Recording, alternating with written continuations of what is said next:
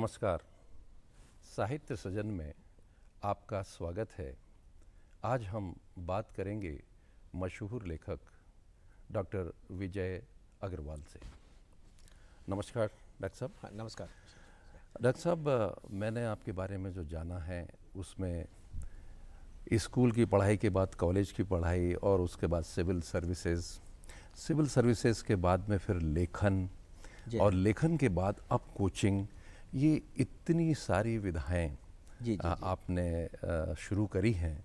जी हाँ मैं ये जानना चाहूँगा कि जो पीएचडी आपने करी है, जी जी। जिसकी वजह से आपको डॉक्टरेट मिली है, ये किस विषय से संबंधित है? मिश्रा जी, पीएचडी मैंने उपन्यासों में की थी और उपन्यास का जो मेरा विषय था पीएचडी का, वह था हिंदी उपन्यासों में सामंतीय जीवन। इस विषय पर 83 में मेरी पीएचडी पूरी हुई थी। जी डॉक्टर साहब, जैसा कि मुझे मालूम है कि आपने कई विधाओं पर लिखा है, जी हाँ जिसमें व्यंग भी है, फिल्मी समीक्षा भी है, जी हाँ लाइफ मैनेजमेंट भी है जी जी और भी बहुत सारे विषय जिस पर आपने लिखा है, जैसे कि यात्राओं के संस्मरण, लघु कथाएं। तो मैं ये जानना चाहता हूँ कि इतनी सारी विधाओं में सबसे पहले आपने किस विषय पर लिखना शुरू किया? एक्चुअल में शुरुआत तो मैंने अगर उस रूप में देखें तो जो अखबारों में एक संपादक के नाम पत्र जो लिखे जाते थे वहाँ से शुरू की है, अगर सार्वजनिक रूप से लेखन की शुरुआत करें। और वैसे सामान्यतः यही माना जाता है कि जो लेखक होता है वो कविताओं से शुरू करता है, तो उस तरह की जो कविताएं बचपन में जो लिखी जाती हैं वो मैंने भी लिखी, लेकिन कभी वो सामने नहीं आई। लेकिन अगर मैं सार्वजनिक बात करूं, यानी कि जो चीज़ें छपी, तो संपादक के नाम पत्र जो उस समय ज़्यादातर लोगों की शुरुआत होती थी। हाँ, इसके बाद ज़रूर जो एक विधिवत तरीके से जो मैंने अपने लेखन की शुरुआत की, वो साहित्यिक समीक्षा से, साहित्यों की समीक्षा, खासकर किताबों की समीक्षा लिखने का मुझे बहुत शौक़ था। और जब मैं सिविल सर्वेंट बनने के बाद दिल्ली गया, तो उस समय एक बहुत बड़ा फ़ायदा ये होता था कि आप किताब की समीक्षा जब करते थे तो आपको एक किताब फ्री में मिलती थी और जी आपकी समीक्षा मैगज़ीन में, अखबारों में छप जाती थी। जी उससे मुझे बहुत फ़ायदा हुआ। मतलब एक लेखन के प्रति जो रुचि होती है, जो आत्मविश्वास बढ़ता है, वो बहुत बढ़ता चला गया। और फिर समय के हिसाब से, इनफैक्ट सब सच पूछिए तो विधाओं में भी परिवर्तन होता चला गया। यहाँ मैं एक बात ज़रूर बताना चाहूँगा, चूँकि बात जी हम लोग रचना संसार की कर रहे हैं। देखिए, मैंने शुरुआत की आलोचना से, लेकिन इसके बाद उसी दौर में कुछ समय के बाद ही मैंने फ़िल्मों की समीक्षा करनी शुरू की। हाँ, मैं वही आपसे ये जानना चाहता हूँ कि साहित्य समीक्षा से एकदम फिल्मों में आना, जी जी जी जी ये किस तरह से हुआ? क्योंकि ये कहा जाता है जी कि हाँ। जो साहित्य वाले लोग रहते हैं वो सामान्यतः फिल्मों में नहीं आते।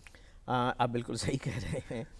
और इनफैक्ट हुआ क्या कि मतलब एक व्यावहारिक पक्ष होता है जीवन का, और दूसरा है कि आप उस व्यावहारिक पक्ष को कैसे अपने लिए फ़ायदे का सौदा बना लेते हैं। मेरी पत्नी को फ़िल्मों का बहुत शौक़ था और फ़िल्में देखना चाहती थी। मुझे पहले उतना शौक़ नहीं था, लेकिन आपको अपनी पत्नी के शौक़ का भी सम्मान तो करना होगा। जी तो मेरी भी फ़िल्मों देखने की शुरुआत हो गई। तो जब फ़िल्में देखने की शुरुआत हुई तो मैंने कहा कि अब इसे लाभ का काम कैसे बनाया जाए। तो मेरे दिमाग में एक धारणा आई कि हम लोग उस दौर के हैं, आप भी उसी दौर में हैं, जबकि फ़िल्में देखना कोई बहुत अच्छी बात नहीं मानी जाती थी। तो मैंने जब फ़िल्में देखी तो मैंने कहा कि इसमें बुरी बात भी क्या है कि इसको एक टैबू सा बना दिया गया है। तो मेरे मन में एक विचार आया कि इस टैबू को तोड़ना चाहिए। अब इसे आप कैसे करेंगे? तो मुझे लगा कि फ़िल्मों पर लिखा जाना चाहिए। तो मैंने फ़िल्मों पर समीक्षा लिखनी शुरू की और फ़िल्मों पर लेख लिखने शुरू किए। उस समय राजेंद्र माथुर जी नवभारत टाइम्स में हुआ करते जी थे, हाँ जी जनसत्ता हाँ में, साप्ताहिक हिंदुस्तान अखबारों में। मैंने फ़िल्मों पर बहुत लेख लिखे और बहुत बड़े-बड़े लेख लिखे। और बाद में फिर जो दैनिक जागरण का जो नेशनल एडिशन है, उसमें मैं वीकली समीक्षा लिखने लगा और लगभग 7 सालों तक मैंने ये समीक्षा लिखी। ओहो अब आप देखिए कि एक साहित्य समीक्षा और एक फ़िल्म की समीक्षा, तो दोनों में समीक्षा है। तो मैं फ़िल्मों को बेसिकली ये समझ लीजिए कि मैं एक नॉवेल या एक स्टोरी समझ करके देखता था जी और फिर मैं उसकी समीक्षा करता था। जी तो मेरी जो समीक्षाएं भी होती हैं वो रूटीन से बहुत हटकर समीक्षाएं हुई जी और उस समय लोगों ने बहुत पसंद भी किया और इस तरह की समीक्षाओं के संकलन की पुस्तक तक, मतलब लोगों ने कहा, प्रकाशकों ने, कि हम इस पर छापना चाहते हैं, और वो किताबें आई। जी जी जी आपकी एक किताब है सिनेमा और समाज, जी हाँ। जो कि काफ़ी पॉपुलर हुई है। जी, जी, जी, जी। मैं आपसे पूछना चाहूँगा कि क्या सिनेमा हमारे समाज का आईना होता है? मुझे लगता है कि ये वाइस वर्सा है। डेफ़िनेटली सिनेमा क्या पूरा साहित्य ही समाज का आईना होता है। लेकिन सिनेमा इस मायने में थोड़ा-सा अलग है कि वो अपनी तरफ से भी बहुत सारी चीज़ें देता है जो समाज के आईने के रूप में उसका प्रतिनिधित्व नहीं करती, क्योंकि उसका ध्यान इस बात पर भी रहता है कि लोग क्या पसंद करते हैं, क्योंकि वो एक कॉमर्शियल आर्ट है, समझ लीजिए, मोस्ट ऑफ द सिनेमा, क्योंकि उसमें लागत बहुत लगती है। तो वो जो हिस्सा है कि लोग क्या पसंद करेंगे, अब उसको हम कह लें कि यही समाज की रुचि है या समाज का आईना है, तो वहाँ थोड़े से मेरे अपने रिजर्वेशन हैं। जी। लेकिन सिनेमा का जो प्रभाव है, एक विजुअल इम्पैक्ट जो दर्शकों पर होता है, वो इतना पावरफुल होता है कि वहाँ पर वो आईना होने के साथ साथ वो आईना का निर्माण करने वाला भी बन जाता है, जी। यानी कि समाज का निर्माण भी करता है। जी। सिनेमा में देख रहे हैं कि हम फैशन है और बोलचाल के स्टाइल है या ये इस तरह की संस्कृति दिखाई जा रही है, तो समाज उसे बहुत जल्दी एक्सेप्ट कर लेता है। तो दोनों चीज़ें हैं, समाज में जो कुछ है वो उनको दिखाता भी है, और समाज में क्या होना चाहिए या नहीं भी होना चाहिए तो उनको क्या लगता है, तो उस तरीके से वो समाज को एक शेप भी देने का काम करता है। ये मेरा अपना अनुभव रहा है। जी। जी। डॉक्टर साहब, मैं एक चीज़ और कहूँगा कि जो व्यंग की विधा है, जी, जी, जी। वो तो बिल्कुल अलग विधा है। जी हाँ, जी हाँ। और व्यंग की विधा पर भी आपकी 3 पुस्तकें प्रकाशित हुई हैं। जी हाँ, जी हाँ। और जिसमें से एक जो पुस्तक है, कूड़ेदान की आत्मव्यथा, जी हाँ, जी हाँ, जी हाँ। इसको तो हिंदी अकादमी दिल्ली से कृति पुरस्कार भी मिला है। जी हाँ, जी हाँ। तो मैं आपसे ये जानना चाहूँगा कि ये व्यंग की तरफ आपकी रुचि कब और कैसे शुरू हुई? मुझे लगता है बड़ा खूबसूरत प्रश्न है। एक रचनाकार के रूप में इस प्रश्न का मुझे लगता है कि उत्तर मुझे बहुत ईमानदारी के साथ देना चाहिए। देखिए, मैं सिविल सर्विसेज में था, तो सिविल सर्विसेज के अपने कोड ऑफ कंडक्ट्स होते हैं कि आप इस दायरे से बाहर जा कर के आपको नहीं लिखना चाहिए। लेकिन मन में छटपटाहट है कि आप लिखना चाह रहे हैं, तो या तो आप सीधे सीधे ऐसे के फॉर्म में आइए या फिर आप एक स्टोरी के फॉर्म में आइए। तो जब आप ऐसे के फॉर्म में आते हैं तो चीज़ें बिल्कुल सीधी हो जाती हैं निबंध के रूप में। जब आप कहानी के फॉर्म में आते हैं तो इनफैक्ट मैं ईमानदारी के साथ स्वीकार करता हूँ कि पोएट्री लिखना और कहानियाँ लिखना, एक अपेक्षाकृत थोड़ी सी लंबी कहानियाँ, मेरे वश की बात नहीं है। हालांकि ऐसा नहीं कि मैंने ट्राई नहीं किया, मैंने कोशिशें की, लेकिन मैं बुरी तरह से फेल रहा। और सच पूछे तो कोशिश करने से पहले ही मैं समर्पण कर चुका होता था, हथियार डाल देता था और मुझे लग जाता था कि मुझसे नहीं सधेगा, लेकिन फिर भी क्या हर्ज है कोशिश करने में। तो फिर अब क्या किया जाए, क्योंकि अंदर कुछ चीज़ें आक्रोश के रूप में पनप रही हैं और वो निकलना चाहती हैं। तो मुझे फिर एक विधा मिली, व्यंग। इससे पहले मैं हरिशंकर परसाई जी और शरद जोशी जी के व्यंगों का बहुत बड़ा प्रशंसक रहा हूँ। यहाँ तक हरिशंकर परसाई जी से मिलने में, वो सागर में रहते थे, सागर विश्वविद्यालय में मैं गया, मतलब मैं उनका फ़ैन था कि उनसे मैं मिला और उनसे मैंने बातचीत की और ये पूछा मैंने कि व्यंग कैसे लिखा जाना चाहिए। तो कुछ ऐसी प्रेरणा हुई कि मैंने कहा कि नहीं, व्यंग से शुरुआत की जा सकती है, क्योंकि ये पूरी तरह से कहानी भी नहीं है और ये पूरी तरह से निबंध भी नहीं है। तो उसके आधार पर फिर मैंने व्यंग लिखने शुरू किए और मुझे आश्चर्य हुआ कि ये ठीक ठाक ही व्यंग लिखे गए, अच्छे व्यंग लिखे गए। और यहाँ तक कि मतलब मुझे उम्मीद नहीं थी कि एक छोटा सा उपन्यास, छोटा सा तो नहीं कहूँगा, ठीक ठाक ही साइज का है, उपन्यास भी सद गया, पीएस स्पीकिंग। जी। जी। जी। देखिए, पीएस स्पीकिंग क्या इंडिकेट कर रहा है, शायद मेरी बात इससे और ज़्यादा स्पष्ट हो सके। पीएस का मतलब है प्राइवेट सेक्रेटरी। जी। कहीं ऐसा तो नहीं है डॉक्टर साहब कि जैसे मुझे मालूम है कि आपकी यात्रा जो है वो एक गांव के छोटे से घर से शुरू हुई जी जी और आगे जाके वो एक राष्ट्रपति भवन पर जाकर जो है वो रुकी। जी हाँ, जी हाँ। तो आप निज सचिव भी रहे हैं राष्ट्रपति जी के। जी हाँ, जी हाँ। तो ये जो पीएस शब्द है, क्या ये उससे कुछ रिलेट करता है? हाँ, देखिए, जब हम एक कोई बड़ी कथा लिखते हैं, जैसे उपन्यास, एक बड़ा जैसे कि उपन्यास है, तो उपन्यास एक थोड़ी सी बड़ी कहानी है, आप कह सकते हैं। तो स्वाभाविक रूप से जो पीएस शब्द है वो प्राइवेट सेक्रेटरी है। स्पीकिंग का मतलब है कि प्राइवेट सेक्रेटरी बोल रहा है, तो एक व्यंग्यात्मक एक जो शीर्षक होना चाहिए, मैंने पीएस स्पीकिंग रखा। जब आप पीएस स्पीकिंग के रूप में कोई चीज़ लिखेंगे कि प्राइवेट सेक्रेटरी बोल रहा है, तो स्वाभाविक रूप से उसमें फिर राजनीतिक स्थितियाँ आएंगी, नौकरशाही ब्यूरोक्रेसी की स्थितियाँ आएंगी, समाज की स्थिति आएंगी। तो उसके माध्यम से मेरे अंदर जो कुछ पल बढ़ रहा था वो काफ़ी कुछ अभिव्यक्त हो गया। और मुझे ये बताने में बड़ी खुशी हो रही है कि जो लाल बहादुर शास्त्री राष्ट्रीय एकेडमी है, जहाँ आईएएस वालों की ट्रेनिंग होती है, उस लाइब्रेरी में मैंने सुना कि ये किताब बड़ी पॉपुलर है। वहाँ लोग इस किताब को बड़ा पसंद करते हैं और पढ़ना चाहते हैं, क्योंकि कहीं ना कहीं मुझे लगता है कि शायद वो आइडेंटिफाई कर लेते हैं अपने आप को भी। ज़्यादातर भारत के लोगों की जो जीवन यात्रा है वो कुछ इसी तरह की होती है, जो आपने कहा कि छोटे से स्थान से निकले और फिर करते करते कहीं पहुंच गए। तो शायद वहाँ वो अपने को ज़्यादा आइडेंटिफाई कर पाते हैं, रिलेट कर पाते हैं। जी जी। डॉक्टर साहब, हमने एक चीज़ ये भी देखी है, देखिए आपकी किताबों को तो हम भी पढ़ते हैं। जी जी जी। तो लगभग सन 2000 से आपने लाइफ मैनेजमेंट पर बहुत सारी किताबें लिखी हैं। जी हाँ, जी हाँ। और उसमें बहुत ही एक किताब पॉपुलर हुई है, समय आपकी मुट्ठी में। जी जी जी। और मुझे याद है कि इस किताब की जो सराहना की थी वो हमारे राष्ट्रपति अब्दुल कलाम साहब ने जी भी हाँ। करी थी। जी हाँ, जी हाँ। और और पत्र लिखा था उन्होंने। जी पत्र, हाँ। हाँ, मेरे पास सुरक्षित है वो, बड़े भारी धरोहर जी के रूप जी में। जी। हाँ। और आज भी मैं देश में कहीं पर जाता हूँ, जी, कहीं जी। बुक स्टॉल में जाता हूँ, तो मुझे ये किताब तो सब जगह उपलब्ध होती है। जी हाँ, जी हाँ, जी हाँ। इसके बाद आपकी एक और किताब सदा सफल हनुमान, जी हाँ, जी हाँ। ये भी बहुत पॉपुलर हुई है। जी और आपने और भी लिखा है कि आप भी बन सकते हैं राम। जी हाँ। तो लाइफ मैनेजमेंट पर आपने काफ़ी समय दिया है जी जी और जी। उसमें किताबें लिखी हैं। जी तो ये किताबें हमारे युवाओं के लिए किस प्रकार से मददगार हो सकती हैं, या युवाओं के लिए इसमें क्या संदेश है? दो चीज़ें मिश्रा जी, यहाँ मैं बताना चाहूँगा। पहला तो ये है कि सन 2000 तक आते आते, अगर मैं अपने इससे पहले के साहित्यिक लेखन की शुरुआत मानूं तो 1985 से मैं मानता हूँ। 15 सालों तक मैंने लिखा, वो साहित्यिक विधाओं पर ही थी, यात्रा संस्मरण और दूसरी किताबें, और छप करके आ भी रही थी। जी सन 2000 तक आते आते चीज़ें थोड़ी सी बदल गई थी। काफ़ी कुछ लिबरलाइजेशन के बाद जो समाज में परिवर्तन आया था, उसे वो विजिबल होने लगी थी। जी तो फिर मुझे ऐसा लगने लगा कि नहीं, अब जो है अपनी बात साहित्यिक माध्यम से न कह करके, क्योंकि साहित्यिक में कहीं एक सूक्ष्मता होती है, सीधे तौर पर कही जानी चाहिए। इस सन 2000 तक मैं भोपाल आ गया था।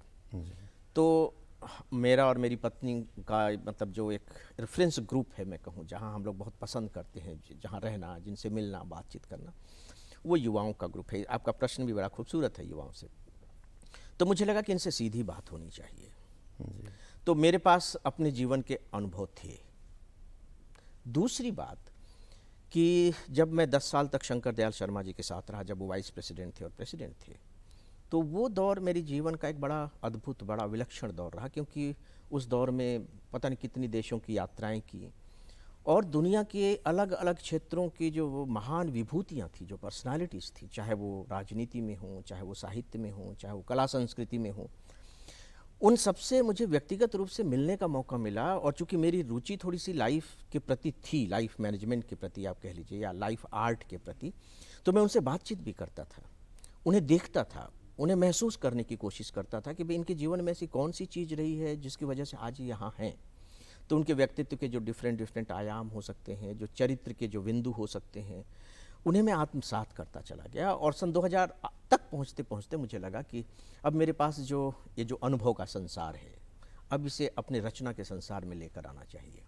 तो फिर मैंने सीधे लाइफ मैनेजमेंट पर ही लिखना शुरू किया। जी जी जहाँ तक आपका प्रश्न है कि युवाओं के लिए कहाँ तक ये उपयोगी है, जी, जी। तो मैं स्पेशली कहना चाहूँगा कि देखिए, युवाओं के लिए तो ये है ही, क्योंकि वो तो अपने कैरियर के शुरुआत में हैं।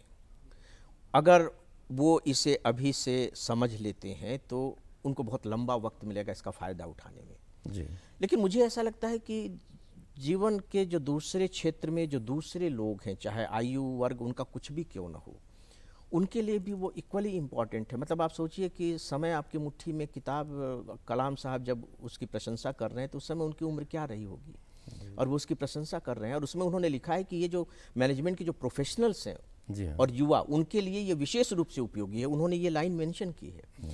तो मैं समझता हूँ कि नो डाउट कि मेरा जो टारगेट ग्रुप जो होता था वो तो मुख्यतः युवा ही होता था, और आपने बहुत सही पकड़ी ये बात कि वो युवाओं के लिए है, लेकिन मैं समझता हूँ कि वो सबके लिए उपयोगी हो सकती है। अ, एक जो किताब जिसके बारे में मैंने चर्चा करी कि सदा सफल हनुमान, उसमें आपने हनुमान जी के बहुत सारे गुणों के बारे में बताया है जी हाँ। और उनको मैनेजमेंट का एक बड़ा गुरु भी जी हाँ। जी हाँ। बताया है। तो मेरा इसमें कहना है कि जबकि इस विषय पर आपके कनाडा में और अमेरिका में भी कई व्याख्यान हो चुके हाँ जी हैं, हाँ, लगभग 3 तो महीने की हम लोग की क्या यात्रा थी। आज के भौतिक युग में भी इस किताब को पढ़कर सफलता अर्जित की जा सकती है? ये आपने बहुत अच्छा प्रश्न किया है मिश्रा जी। भौतिक युग, असली में जो मैंने चरित्र उठाए हैं, जैसे हनुमान, फिर राम का चरित्र मैंने लिया है, किताब जो आपने कहा आप जी, भी बन जी, सकते हैं राम, और फिर अभी मैं भगवत गीता पर मैंने काम किया है, वो पूरा हो गया है, और 1 महीने में वो किताब आ जाएगी, गीता का ज्ञान पुस्तक जी, वो आ जाएगी। जी, दरअसल मैंने अगर हनुमान और राम के चरित्र को लिया, और यहाँ तक कि एक मेरी और भी किताब है, जीवन का महामंत्र हनुमान चालीसा, जी, ये सब जो आधार हैं इनके, तो देख करके लगता है जैसे कि कोई ये धार्मिक किस्म की किताब होगी, या कह लीजिए कि आध्यात्मिक किस्म की किताब होगी। बिल्कुल भी ऐसी नहीं है। केवल ये किताब आधार है, या यूं कह लीजिए कि ये चरित्र जी, आधार है। जैसे हनुमान, तो हनुमान एक ऐसे चरित्र हैं जो जीवन में कभी असफल ही नहीं होते। तो उनमें ऐसे कौन से गुण थे कि वो कभी भी असफल नहीं होते? ये मैंने निकाला, क्योंकि मेरी एक खुशकिस्मती ये है कि सुंदरकांड मुझे आधा से अधिक कंठस्थ याद है। वाह, बहुत अवधि अच्छा। भाषा का मुझे पास बहुत अच्छा ज्ञान था। जी, तो मुझे लगा कि मुझे इस ज्ञान का उपयोग करते हुए हनुमान के चरित्र से वो बातें निकालनी चाहिए, और आश्चर्यजनक रूप से वो अद्भुत बातें मिल गई। जी, मतलब आप देखिए कि ये जो किताब है, मेरी समझ से इसकी जो बिक्री है, कई लाख प्रतियां बिक चुकी हैं इसकी। और जैसा कि आपने कहा, कनाडा और अमेरिका में तो 3 महीने का इसके लेक्चर्स का टूर हुआ हम लोगों का, मैं और मेरी पत्नी दोनों गए थे। और ये मेरी जो अभी जो जितनी किताबें आप बता रहे हैं, ये सब के सब गुजराती में आ चुकी हैं, मराठी में आ चुकी हैं, पंजाबी में आ चुकी हैं, इंग्लिश में आ चुकी हैं। मतलब जब क्षेत्रीय भाषाओं के लोगों ने इन किताबों के बारे में जाना और पढ़ा, तो उन्हें लगा कि ये किताब उनकी भाषाओं में भी आनी चाहिए।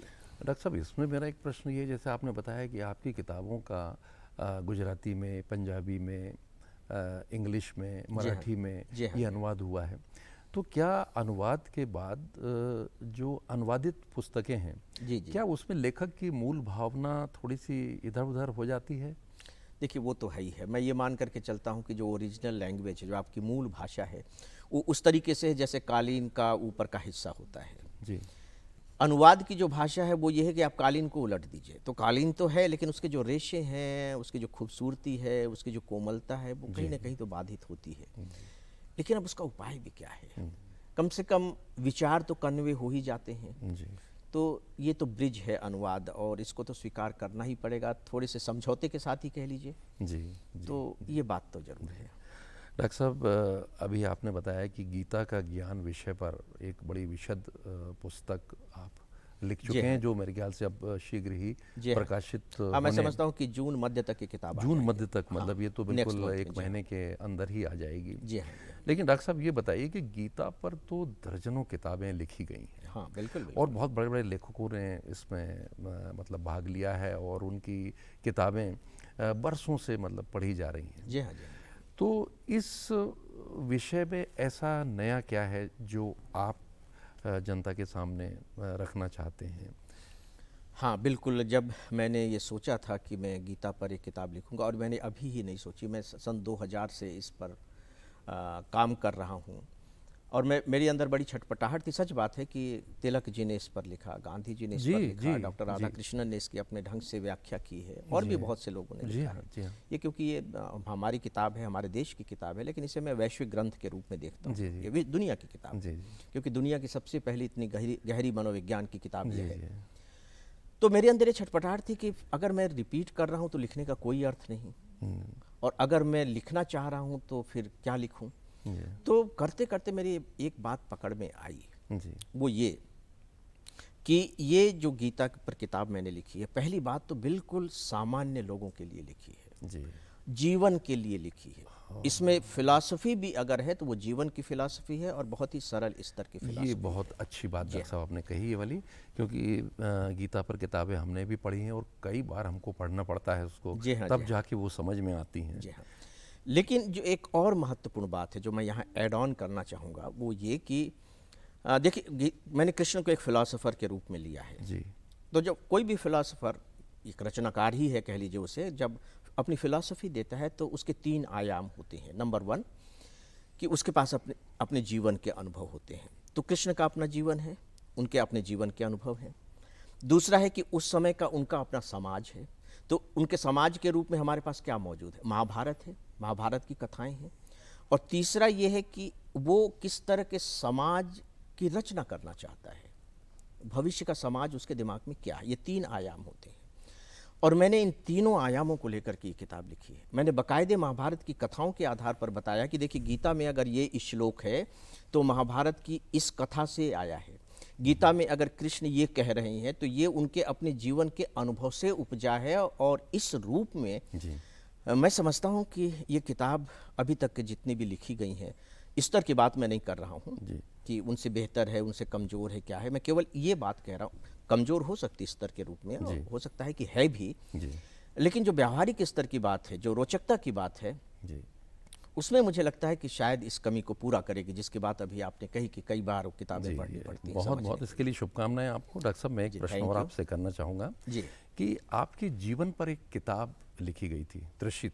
जी हाँ, जी हाँ, जी एक जीवन यात्रा, जो कि आपकी पत्नी डॉक्टर प्रीति अग्रवाल द्वारा लिखी गई है। और उनको वीरांगना लक्ष्मीबाई का पुरस्कार भी मिल चुका है। जी हाँ, जी हाँ। उन्होंने इसमें ये लिखा है कि समय के छोटे छोटे पलों को जोड़कर आप कैसे उसको विशिष्ट बना देते हैं, इसमें आपकी महारत हासिल है। इस पर आप क्या कहेंगे? देखिए, अब ये उनकी अपनी भावनाएं हैं, उनके अपने विचार हैं, क्योंकि वो मेरे जीवन को सबसे नज़दीक से देखने वाला व्यक्तित्व हैं।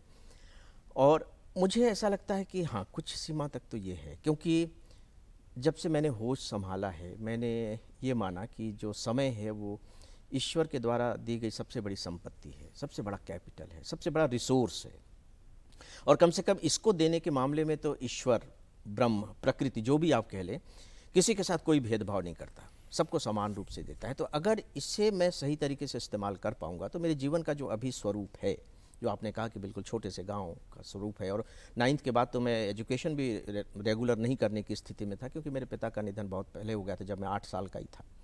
तो ये जो संपत्ति है, ये जो रिसोर्स है, इसका मुझे मैक्सिमम इस्तेमाल करना है। और खासकर समय आपकी मुट्ठी में जो मेरी किताब है, उसमें आपको सिद्धांत नहीं मिलेंगे, उसमें आपको फिलॉसफी और थ्योरी नहीं मिलेगी, उसमें व्यावहारिकता ही मिलेगी। और वो मेरे अपने जीवन के अनुभव के बहुत सारे टुकड़े उसमें हैं। और मैं समझता हूँ कि अगर हमारे देश के युवा या कोई भी व्यक्ति समय के इस महत्व को समझ ले तो वो अपनी ज़िंदगी की तस्वीर को बड़े आराम से बदल सकता है। और ये जो बदली हुई तस्वीर होगी वो पहले की तुलना में कई गुना ज़्यादा बेहतर होगी, ऐसा मुझे लगता है। डॉक्टर साहब, अंत में आप ऐसे युवा जो आज के समय में लेखक बनना चाहते हैं, उनके लिए 2 शब्द कहेंगे? देखिए, बहुत सिंपल सी बात है, वो खुद भी जानते हैं। पहली बात तो यह है कि उनको अपने अनुभव जगत को विस्तृत करने पर काम करना चाहिए। वैचारिकता से ही बात नहीं बनती है, क्योंकि विचारों के स्तर पर इतनी सारी चीज़ें आ चुकी हैं कि क्या आप नया लेकर के आएंगे। तो मैं तो यही कहता हूँ, एक अंदाजे बयां ही सब कुछ बदल सकता है, वरना दुनिया में कोई बात नहीं। तो अब ये जो दुनिया में नई बात नहीं में अगर आप कोई नई बात जोड़ना चाहते हैं तो मुझे लगता है कि वो अनुभव ही है। तो अनुभव के क्षेत्र को व्यापक और गहरा करने की कोशिश करनी चाहिए। दूसरा, भाषा का अभ्यास करना चाहिए। भाषा कैसे वो साधें, इसका अभ्यास करना चाहिए। मैं फिलहाल अभी 2 ही बातें उनसे कहना चाहूँगा। डॉक्टर साहब, आपका बहुत बहुत धन्यवाद। थैंक यू, नमस्कार।